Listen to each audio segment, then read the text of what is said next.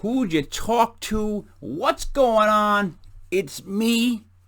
It's still me, Mike Lepre, the King Michael. I'm in the back of Bar Fongool guy. You know, it's been slow. We haven't had a lot of people here because no one wants to come out because of the virus. Let's see. Today is March 19th, 2020. Yeah, we are in the middle of a little bit of a virus outbreak. So what I'm going to do is, me being Mike Lepre, King Michael, I'm just going to now stop and just start shooting facts out and saying what I want to say because I'm in that kind of mood. Here we go. All right. The coronavirus. So anyways, come to find out, there's many coronaviruses. It's just that this one's called the COVID-19, the novel coronavirus. So it's basically they're saying that, you know, the flu that they've been treating for a while, this other one just popped up. We didn't have anything to stop it, slow it down, and it's gonna burn to the whole world. Okay. Here's what I'm having a problem with, ladies and gents. The coronavirus. Let's take it serious, okay? Let's take it serious. Let's stop with the jokes. It's kind of weird to see like someone in their 30s, 20s, 40s, whatever, writing songs about the coronavirus. Just in general having a great time making jokes about the coronavirus, how it's not going to get them, how this, that, and the other. It's not about you. This is a wake-up call that it's not about you. It's not about me. It's about all of us. So if there's anyone in your life that you love that's elderly or has a pre-existing condition, stop making jokes. So here's how we start this off. So about a month ago, I got my son came home with a really bad flu from the basketball team. Now I know a bunch of kids missed the last week of basketball. Even one of the kids were hospitalized for pneumonia. Now my son came home with that end of December. He was sick, really sick for like a week, and then it passed on to me, and I got the flu. And from the flu, it went to pneumonia. I'm on my fourth week. Problem is, it keeps coming and going. I think because I'm quarantined. My wife now has pneumonia from the flu, and she's in her own room quarantined. So I feel like we're just passing this around, okay? Called the doctor, said, Doc, you know, I'm really sick, been sick for a while. Is it possible that I have this? Here's the response they're giving everybody. Please pay attention. They have so little tests that if you don't match every single box they check off, they're not going to give you one. All right? We do not have tests. Let me repeat this. As someone that's been sick and dealing with Rhode Island and all the hospitals, to anybody listening to me from any other state in any position of power, we do not have enough tests. Not even close. Okay? So what they're doing is some people they have come pull in the back of the ER, they run out and they give you the test. Again, you're going to meet all the boxes. When there's someone like me, and I'm like, you know, let me know if I have it or not, because I got a 78-year-old mom, you know, that I'm around, and I've been around a bunch of people. Like I need to know. You know what I mean? I don't, like, what's the deal?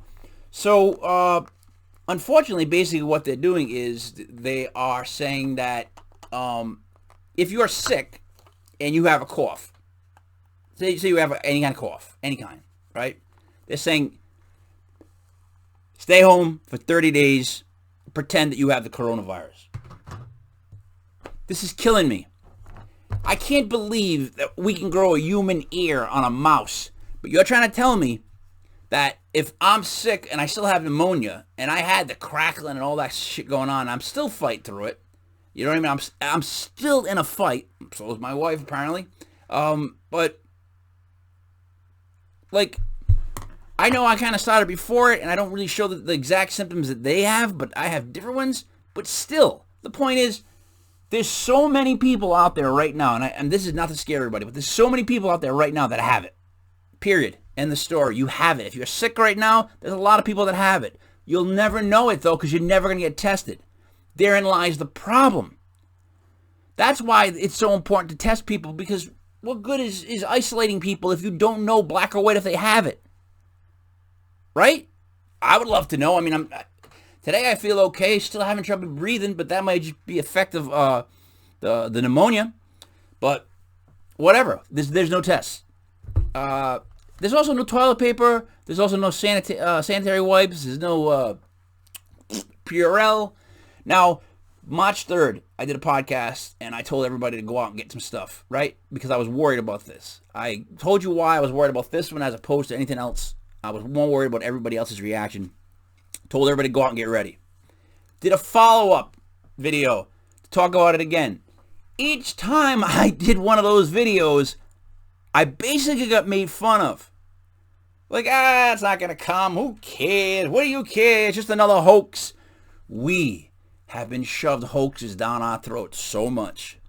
We have seen things get saved at the last second so much that we're pompous and arrogant and thick-headed that we think that something like this can't happen. It is happening. And everyone's saying, well, it'll be over soon. No. This is the beginning of the climb up the hill for the peak.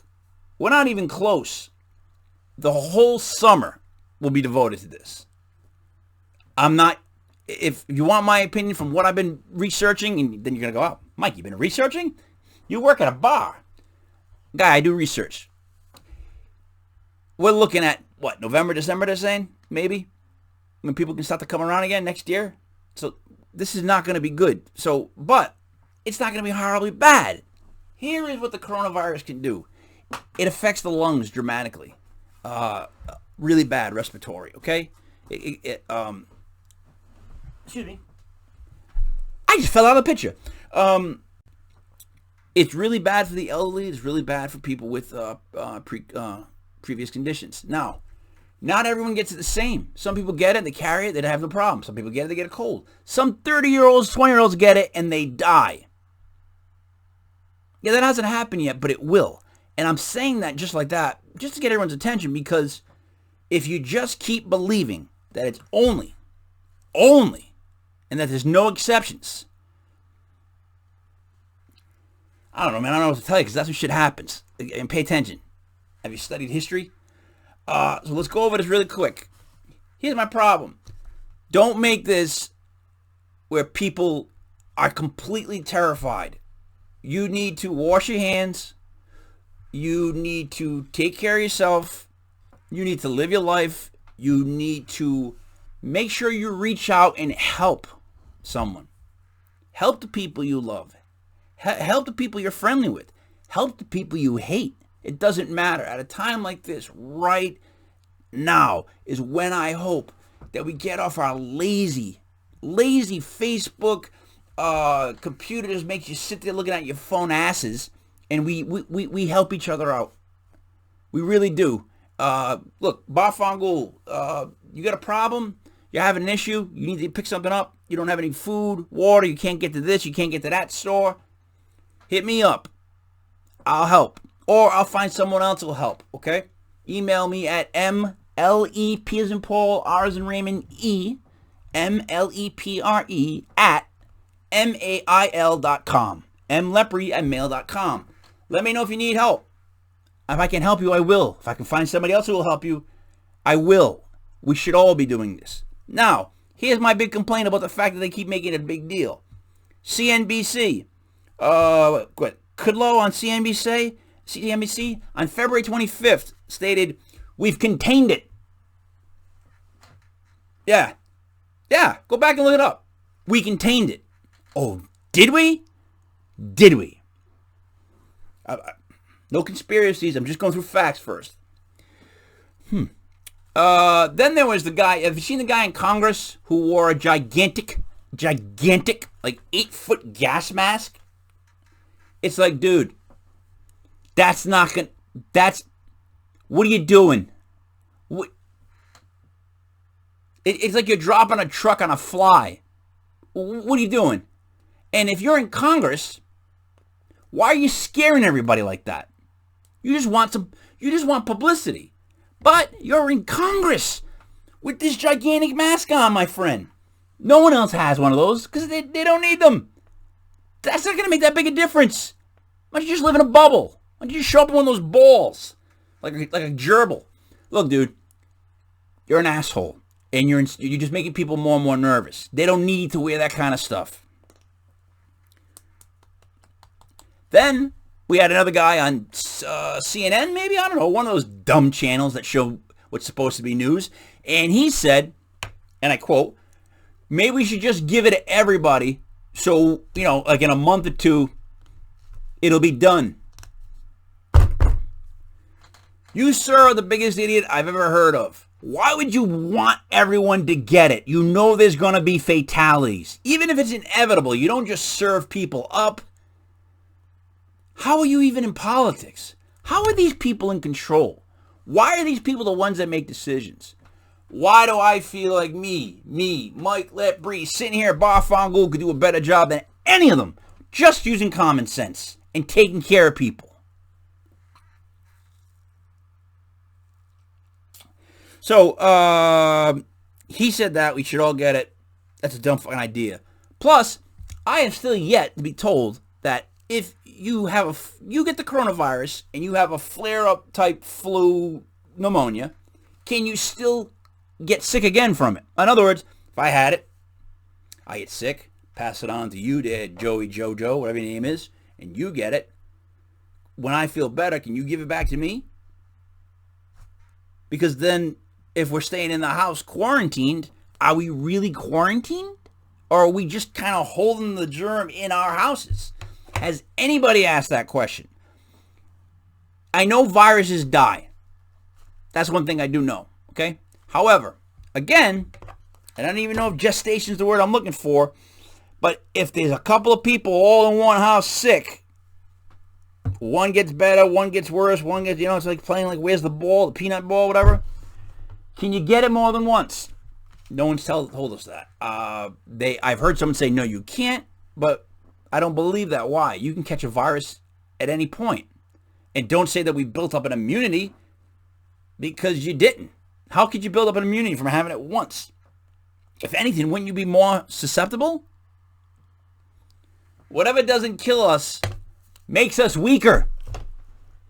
Whatever doesn't kill us makes us weaker so that it can kill us next time. That's just like facts. Okay.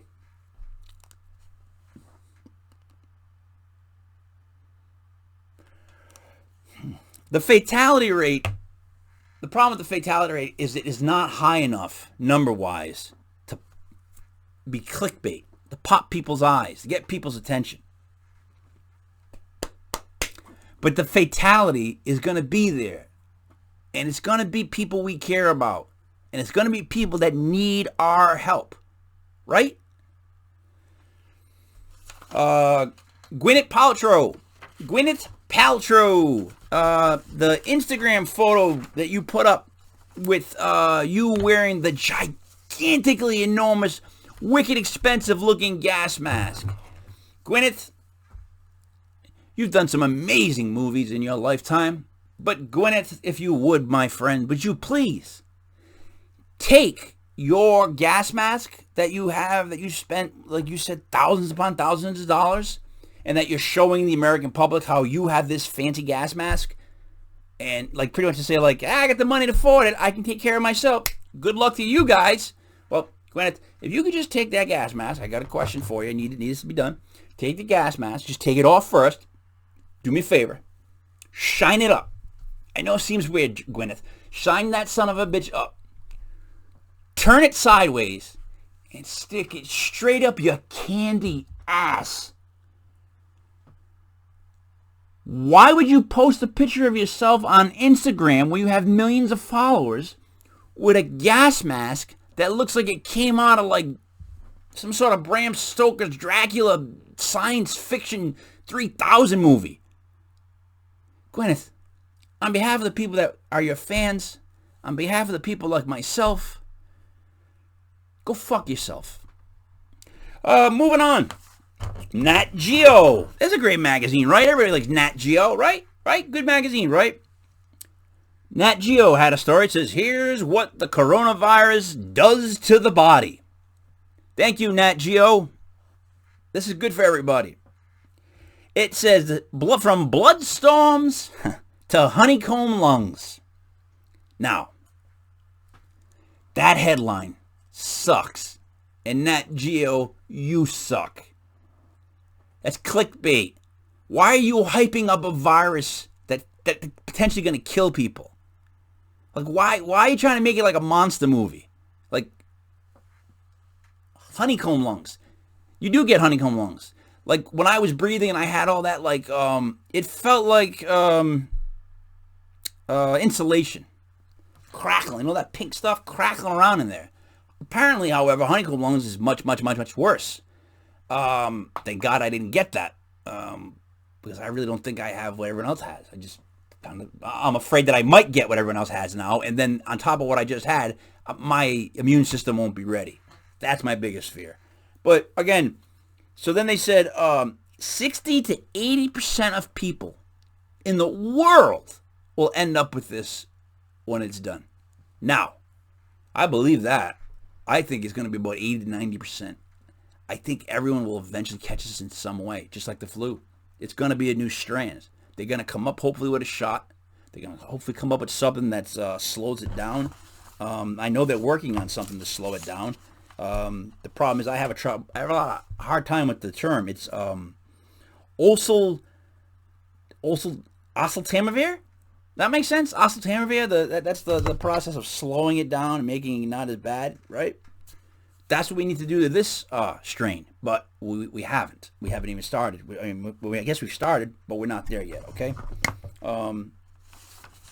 So wait, more. I need more information from you guys. Okay. Dr. Bruce Aylward, Aylward, Aylward. He's the head of. All right, gotta stop. Where did this start? It started in Wuhan, China. They said that it started at a market. Now, in China, you can sell beer and dogs and cats and all kinds of animals. Like, they don't just have, beef at their markets. So apparently, the story goes, and I forget the name of the animal, but there was a stack of these animals, killed, stripped, all bloody, mucusy. They said everything just running down the stack of them. And one of them was bit by a bat. And the reason they say this, or know this, I guess, is because they say that in the DNA of it, they can tell that it came from a bat. So the bat apparently bit this animal that was dead, that was dripping blood and oozing all kinds of excrements and junk, and people handling it, serving it, and then all of the diseases started right there. And then bang, it went out. Right? Okay. So, let me get into the part of this that's, a little controversial, I guess. A little more to the point. So, this is guy, Dr. Bruce Aylward. He's head of the Wuhan Institute of Virology. Whatever. Did I work at a bar? So, when he was asked about how China was handling the situation, which I believe China didn't tell us jack shit for about, 2 weeks? They put us about a month behind. They fucked us, in my opinion. And I apologize for the cursing, but I am in a bar, and I mean what I say when I say they fucked us. Now, he said China, this is a quote, changed the course of the outbreak. This meaning the way that they reacted to the virus, right? The way that they handled it. Changed it. They did such a great job, they changed the course of the outbreak. But then this son of a bitch warned, much of the world is simply not ready. Now, this guy, one of the heads of the Wuhan Institute of Virology, which is located, which you would have guessed already, pretty close to that Wuhan market that was selling the animals. So where that market is that sells animals, there's also the Wuhan Institute of Virology. It's the only level 4 biosafety laboratory. Well, it's the first biosafety level 4 laboratory in China, opened in 2015. What they do there is they study this kind of stuff. They petri dish this kind of shit. They've got these viruses that they're constantly looking at. All right? So, people say, oh, conspiracy theory. Yeah? Well, how come their main institute, which there's not another one around for forever, the Wuhan Institute of Virology, virology. I'm going to say it wrong 100 billion times. I don't care. The Wuhan Institute of Virology, located in Wingzai District, Wuhan. They seem awfully close, don't they? Why does everything seem to come from bats? That seems like the tooth fairy. Well, where did the tooth go? It was the tooth fairy. How did this disease start? It came from a bat. Now, the disease came from China, who didn't tell us about it right away, and then had the balls to be like, we got this. We're changing the course of this. We got this. As far as everybody else, they're fucked. I don't know what they're going to do. They don't got the test that we got. There's like, do you know 90% of penicillin is manufactured in China? Do you know that the majority of our medical supplies and prescription drugs are all made over in China? So China makes all this stuff. They make all the stuff. And they apparently produce the disease. So the place that produced this disease, that has their only like biosafety a facility in the area, okay? It's the only area that has it, and that's the market that it got sick. And then the sickness was there for a while, and then it hit the world, but China was already ready with all the masks and all the tests. Seems like they had a heads up.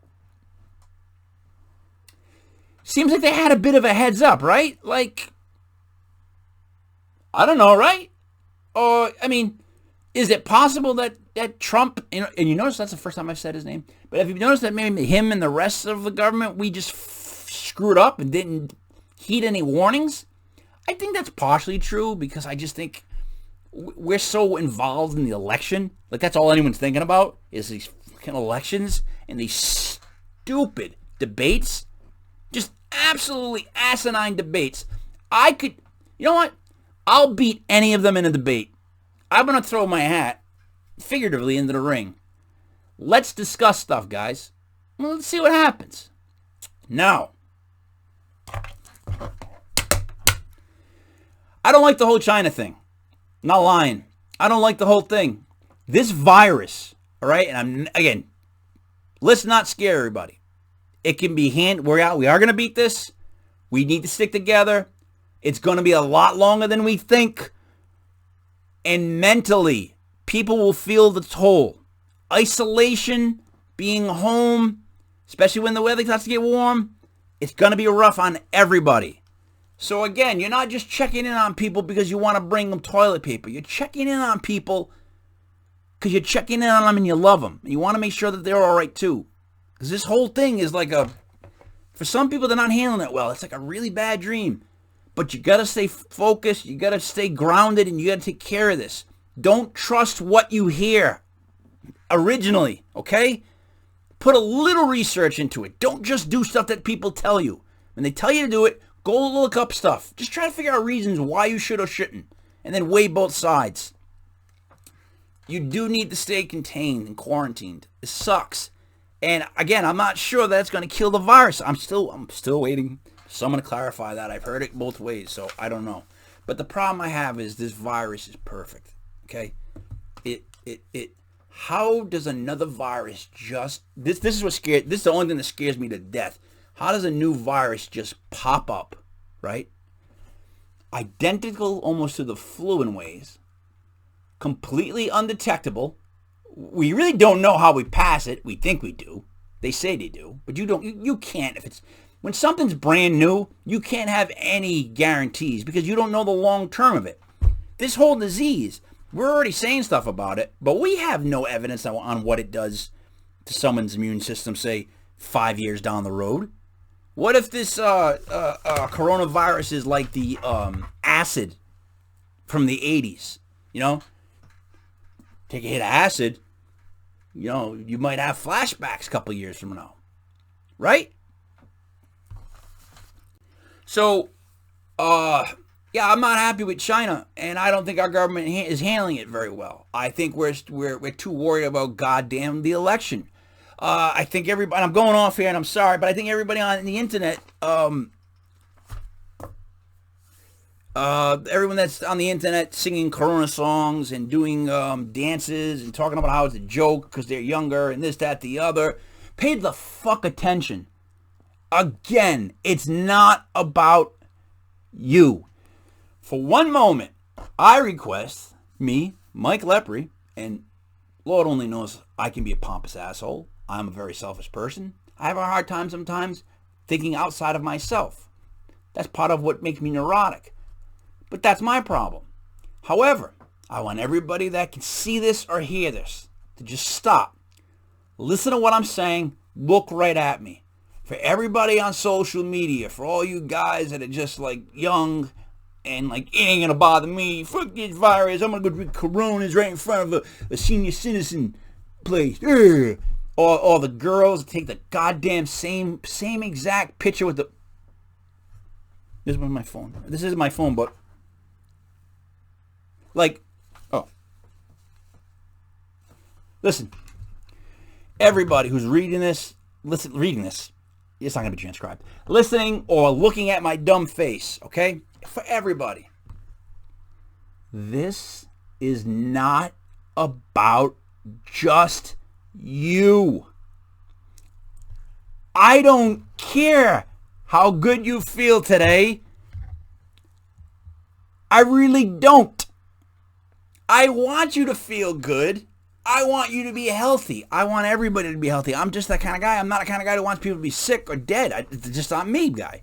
However, I want you to be healthy, but stop fucking singing Corona songs. Stop making a joke out of something. Stop making a joke out of something that's going to fucking kill people. What if I started singing Alzheimer's songs? Anybody out there for that? I'm going to start a group. We're going to just start singing about how great Alzheimer's is. And screw Alzheimer's. I ain't got it. Or, I don't know, what's like a rare disease? Oh, this rare disease rolled through. Fuck it, it's a joke. I ain't gonna get it. It's not about you. Stop. Just stop. The world's become, we're all so selfish. We're all just concerned with what we say. We're all just concerned with having our voice heard. We're all just concerned with what people think about when we say stuff. And we just can't wait to correct somebody or get after somebody or tell them they're wrong. 2020, March 19th. Please, take this seriously. Not too seriously where you're freaking out, buying up every single piece of toilet paper in the world. Take it seriously, but not too seriously. If you don't think you're going to be affected by it, and it's not going to be a big deal to you, figure out who you could help. Let's all stay together. Let's all communicate. That's what fucking Facebook was made for. Not this other bullshit that I have to keep watching. Tom Brady went to the Bucks. Who cares? I don't care. Once a patriot, always a patriot. Until I have to try to prove Bill wrong. So, take care, everybody. If you need help, I am here. MLEPRE@mail.com. I promise I will help. I'll try to help find something to help you. Some people just can't get around right now. Please, listen to what I said. Understand it. It's a really bad cold. Could be a really bad flu. Could be nothing for others. But there are some people that, like my mom, 78, COPD. I can't go near my mom. And I just had the flu to the pneumonia. See, I've got pneumonia twice within the last 6 years. I had a lung collapse, so I know that's going to happen. But in general, I don't know what I got, and everybody else that's home when you're sick. If you're sick at home right now, quarantine just as if you had it. That's why the test at this point almost don't even matter, because it's just like, just stay in. Just stay in. Everybody just stay in. It went from, you can go in groups of 100, groups of 25, groups of 10, groups of 1. I'm worried about the quarantine. I'm worried about how we're going to come out of the quarantine. I'm hoping we come out of the quarantine, though, like, let's live. And we go over to the computers and phones and we unplug them, or we just drop them in a vat of water. And then we just go live. I think maybe we're starting to get that wake-up call, right? Like, in other words, this is the kind of the old, oh, you want to smoke a cigarette? And then I'm going to make you smoke a whole pack in the closet till you're done. Just so you can prove brand loyalty. No, that's what it's like, though. It's like, oh, yo, you want to be home, isolated? Oh, you like that? You like looking at your phone? Boom, 30 days. Can't be around anybody.